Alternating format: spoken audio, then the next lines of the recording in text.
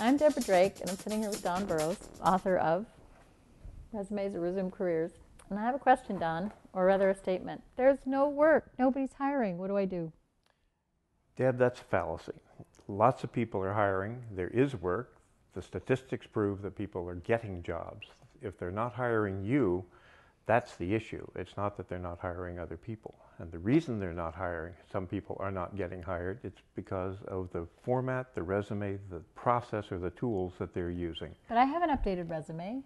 But what if it's not working for me? It's probably going to be a resume that's reverse chronological, that focuses on your job duties, and says virtually nothing about what you've accomplished, the problems you've faced and fixed for other employers. And the logic is, if you can tell a potential new employer what you've done in the past, then they can figure out that you can do the same thing for them as well.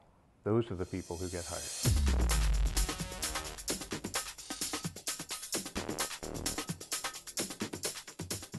I can see how that works if I'm a person looking for a new job, but I'm a solopreneur. What do I need a resume for? You own a business. Okay, so in your business, I'm going to bet that you have a website. Yes. I'm going to bet that you are one of millions of people trying to get your head up above the surface so that you can be seen by the marketplace. Yes. And if you have the normal kind of website that I'm accustomed to seeing, you've got a list of services and you've got testimonials from satisfied clients.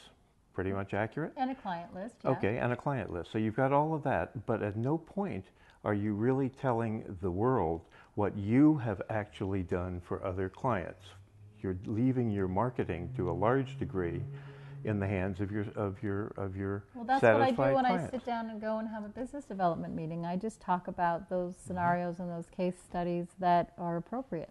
Okay. So you're telling me I should be doing something different? I'm telling you to keep doing that, but also put your own story, tell your own story online in terms of what you've done, how you've done it, why you've done it, and the quantitative results. I mean, who better to speak to your accomplishments than you?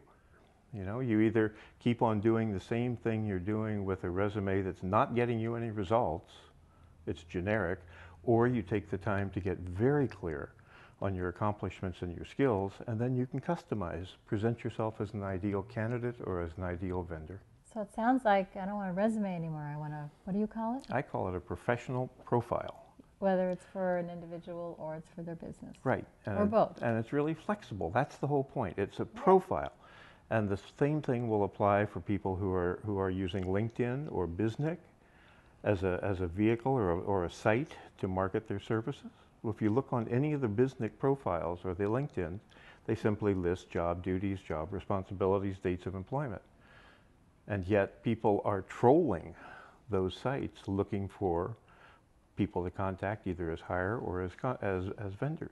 So you can separate yourself from the mass of spaghetti that looks all alike and become, in essence, the meatball over here, then stand out if you take the time to identify the accomplishments that you have brought.